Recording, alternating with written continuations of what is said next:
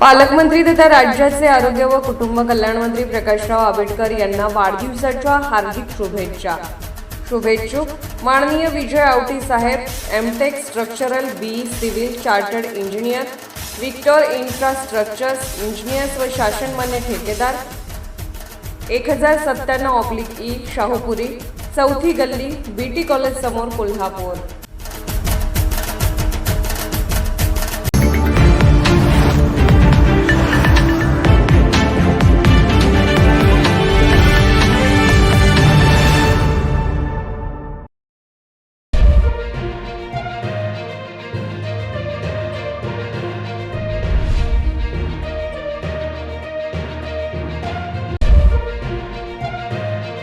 ऊस उत्पादक शेतकरी आणि साखर उद्योगासमोरील विविध प्रश्नांच्या सोडवणुकीसाठी पदवीधर मित्र संघटनेचे संस्थापक अध्यक्ष माणिक पाटील सुयेकर यांनी सुरू केलेल्या बेमुदत अन्नत्याग आंदोलनाच्या 5व्या दिवशी गुरुवारी सुये ग्रामस्थ आणि विविध शेतकरी संघटनांच्या कार्यकर्त्यांनी सुये फाटा येथे रास्ता रोको आंदोलन करून शासनाचे लक्ष वेधण्याचा प्रयत्न केला। मागण्या मान्य होत नाहीत तोपर्यंत आंदोलन सुरूच ठेवण्याचा निर्धार यावेळी व्यक्त करण्यात आला। मागण्यांचे निवेदन साखर सहसंचालक कार्यालयाच्या OS सौ MR मोहिते यांना देण्यात आले। सकाळी 11 वाजण्याच्या सुमारास सुये येथील आंदोलन स्थळापासून ग्रामस्थ, शेतकरी आणि विविध संघटनांचे पदाधिकारी यांच्या उपस्थितीत आंदोलनाला सुरुवात झाली। आंदोलनकर्त्यांनी घोषणाबाजी करत शासनाने साखर उद्योग, ऊस उत्पादक शेतकरी आणि सहकारी क्षेत्राच्या प्रश्नांवर तातडीने निर्णय घ्यावेत अशी मागणी केली।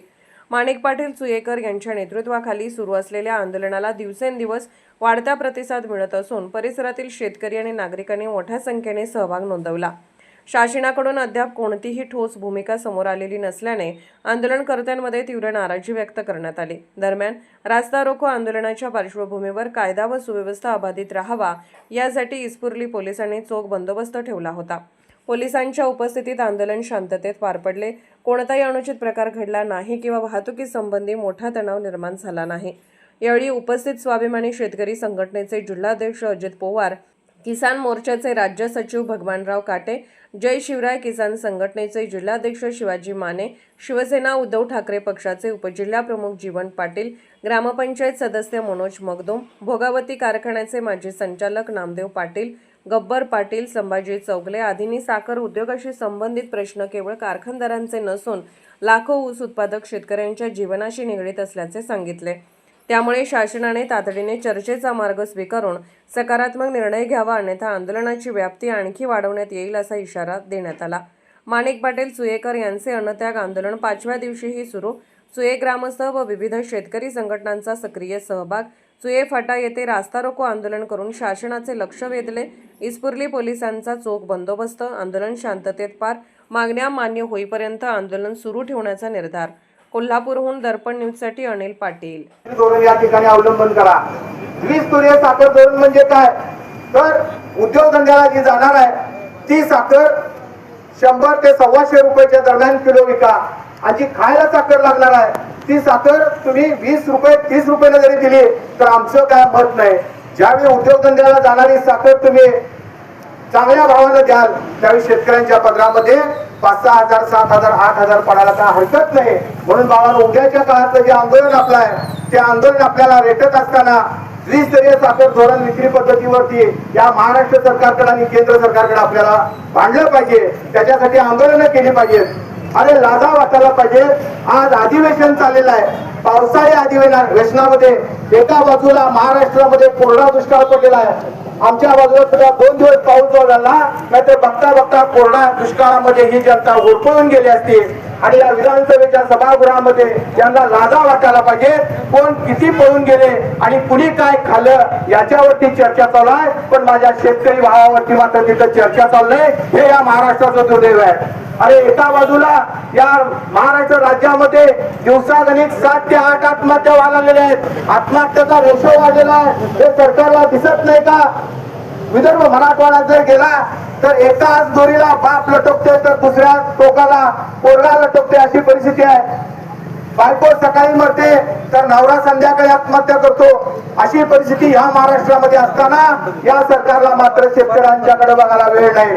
प्रचंड प्रमाणात या ठिकाणी महागाई वाढलेली आहे आणि अशा परिस्थितीमध्ये शेती कशी पिकवायची हा आमच्या समोरचा प्रश्न आहे। मी सरकारला या ठिकाणाहून सांगू इच्छितो की आम्ही वेगळं काय मागत नाही, आम्ही कोणाची खळी लुटायला जात नाही आणि आम्ही खळ्यावरती दानधर्म करणारी माणसं आहे. आमच्या खळ्यावरनं रिकामा हातानं घेणारा एक तरी माणूस दाखवा. 12 बलुतेदारांना आम्ही सुखानं वाटलेली माणसं आहे. त्यामुळे आमच्या नादाला तुम्ही लागू नका. साहेब, तुम्ही मनापासून विनंती केलेली आहे की या कोल्हापूर घरगुती राज्य मार्ग तुम्हाला अडवता येणार नाही, पण माझी विनंती तुम्हाला राहील की तुम्ही शेतकऱ्यांची पोरं आहे. तुम्ही ज्यावेळी भरती झाला, तुम्ही ज्यावेळी शाळेमध्ये होता, त्यावेळी तुमचा बाप शेतामध्ये राबत होता, कष्ट करत होता, त्याच्या खांद्यावरती जुगाड होता. त्यावेळी तुमच्या अंगावरती खाकीवरती साहेब आलेली आहे. ही खाकीवरती सहजासहजी आली नाही. आणि तुमचा बाप ज्यावेळी शेतामध्ये घाम करतो, त्यावेळी त्या बापाच्या पोरग्याला रस्त्यावरती कॉलरला हात घालायची तरी तुमची हिंमत कशी साहेब होते? तुम्ही आमच्या सोबत असलं पाहिजे. अरे एका बाजूला दिवसा ढवळ्या पोरी या महाराष्ट्राच्या पळवून न्यायला गेले आहेत, तिकडे या पोलीस खात्याला बघायला वेळ नाही.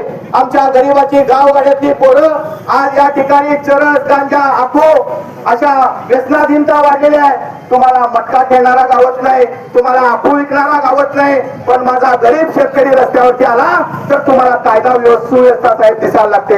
हे खरं तर दुर्दैव भावना या ठिकाणी आहे. म्हणून मला आज या ठिकाणी आपल्याला विनंती करायची आहे साहेब, आम्ही या ठिकाणी संयमानं आलेलो आहे, शांततेनं आलेलो आहे. माणिक पाटील साहेबांना या ठिकाणी पाठिंबा देण्यासाठी आलेलो आहे. आणि हे आंदोलन आम्हाला आज तरी किंबहुना शांततेत करायचं आहे. आम्हाला थोडा वेळ तुम्ही रस्ता अडवू द्या. त्यानंतर आमच्या आंदोलनाची पुढील दिशा काय ती दाखवायची. काटे साहेब, माने साहेब आहेत, पाटील साहेब आहेत किंवा जे ग्रामस्थ आमच्या सगळ्या या विभागातले पंचक्रोशीतले शेतकरी बांधव आले आहेत. आम्ही ठरवून निर्णय घेऊ. पण भावांनो, मी तुम्हाला जाता जाता एवढंच सांगू इच्छितो की माणिक पाटील साहेबांची तब्येत या ठिकाणी खालवलेली आहे. त्यांच्या जर जीवाला बरं काय वाईट झालं तर सरकारला सोडायचं नाही, सो की फळ करून सोडायचं. लक्षात ठेवा. तिथल्या एकाही आमदाराला गावामध्ये येऊ द्यायचं नाही, एकाही खासदाराला गावामध्ये येऊ द्यायचं नाही.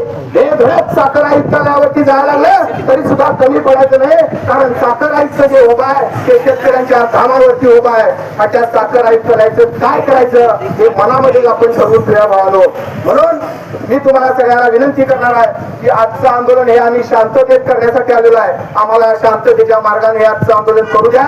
त्यानंतर तुम्ही सगळेजण या 2 दिवसामध्ये जर माणिक पाटील साहेबांच्या आंदोलनाकडे लक्ष सरकारचं गेलं नाही, आम्हाला योग्य ती दिशा दिली नाही, योग्य तो निर्णय नाही दिला, तर उद्या जसं पाटील साहेबांनी सांगितलं नामदेवराव पाटलांनी की आपल्याला कलेक्टर ऑफिसवर जायला लागेल, साखर आयुक्तालयावर कोल्हापूरच्या सहसंचालकावरती जायला लागेल, त्याची तयारी आपण जोरदारपणाने करूया आणि आजचं आंदोलन आपण शांततेच्या मार्गाने नेऊया. एवढंच या ठिकाणी थांबतो. जय हिंद, जय महाराष्ट्र. रस्त्याच्या कडेला बसवलं लक्षात घ्या. त्याचं कारण काय तर तुमचे गावचे सुपुत्र आणि या सगळ्यांच्या शेतकरी चळवळीत काम करणारे माणिकराव टिळकर आज 5 दिवस झाले शेतकऱ्यांच्या प्रश्नासाठी उपोषणला बसलेले अन्नत्याग आंदोलन त्यांनी केलेलं आहे. या संदर्भात आम्ही बऱ्याच लोकांशी काय आमदारांशी बोलणं झालं, अधिवेशन चालू असल्यामुळे ते म्हणले आले नाही. म्हणजे सगळ्याच पक्षाचे बरं का, आम्ही कुठल्या पक्षाचा विषय नाही आहे. आंदोलन अधिवेशन असल्यामुळे आम्ही आलो नाही. खासदारांची काय गावात झाल्यात ते तिकडं गोकुळचं गोंधळ झालं. ऍक्च्युली म्हणजे गोकुळचंच गाव आहे, जो गोंधळ आणि वेगळाच चाललाय. सगळं गोंधळ चाललाय आणि आपला प्रश्न बाकी बाजूला पडलाय. मी पहिल्यांदा माणिकरावला धन्यवाद देतो की निदान काही जरी झालं तरी सुरुवात चालू वर्षीच्या आंदोलनाची शिवाजीराव माणिकरावनी केली, त्याबद्दल सगळे मिळून त्यांचं चालू केली. मित्रांनो, शेळगावमध्ये सुरुवात झाली, आंदोलन सुरुवात आहे. तुम्ही मला म्हणला तुम्ही सांगताय म्हणून थांबतो, तर मी थांबते म्हणून तुम्ही थांबू नका. तर हे आंदोलन आपल्याला पुढे चालवायचं आहे, हिची तयारी करून आम्ही उतरूया. म्हणून आपण योग्य निर्णय घ्यायचा आहे सगळ्यांनी. म्हणून मी कुणालाही थांबा म्हटलं नाही, रस्त्यावर जाऊ नका म्हटलं नाही. एक लक्षात घ्या, इतके वर्ष आपला तुमचा आमचा सगळ्यांचा आंदोलनाचा अनुभव आहे. बऱ्याच लोकांना माहित नसेल, माझ्यावर साहेब ऊस आंदोलनाला 48 केस आहेत. 48 केस, त्यामध्ये 302, 307, 12ला जेवढे आंदोलन झालं हायवेला, त्यामध्ये 1 नंबर आरोपी भगवान काटे होता. लक्षात घ्या. आता परवा निकाल लागला. हे सगळं आम्ही आंदोलनाचे आम्हाला पाठवून माहित आहे. आम्ही कुणाला पोलिसांना त्रास व्हावा, जनतेला त्रास व्हावा ही अजिबात आमची इच्छा नाही.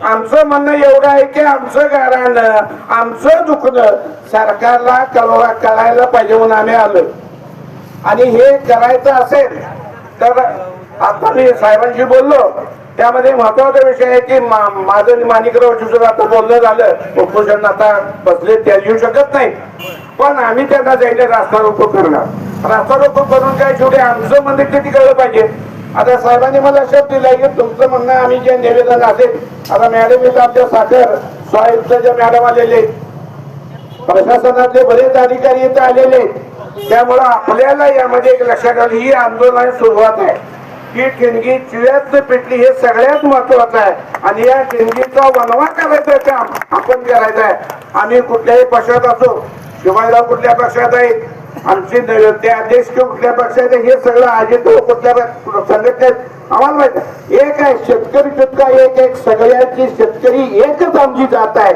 हे मानणारे आम्ही आंदोलक मंडळी आहोत तेव्हा आता बराच वेळ झालाय आता बरेच यात चांगलाय तर खरं म्हणजे शेतकऱ्या मागण्याचा किस सगळ्यांनीच पडलाय त्याचा मोल्याशीच केले अक्षर त्या शेतकरी मागण्या सगळ्यांनीच सांगितलंय परत त्यात वेळ घालवण्यामध्ये काय अर्थ नाही त्यामध्ये आपला एक लक्षात होता माझं बोलणं साहेब झाले माणिकराव झालेला आहे आपण आता एक निवेदन द्यायचं आहे आणि आपण म्हणल्याप्रमाणे काही का आपण असं अनुभव करायचं शांततेत उभारायचं आहे काहीही करायचं नाही साहेबांना निवेदन द्यायचं आणि हे आंदोलनाचा वधवा आता शांत होऊ द्यायचा नाही निर्भीड बेधडक बातमीसाठी दर्पण न्यूज चॅनलला लाईक करा शेअर करा सबस्क्राईब करा मुख्य संपादक अभिजित रांजणे दर्पण न्यूज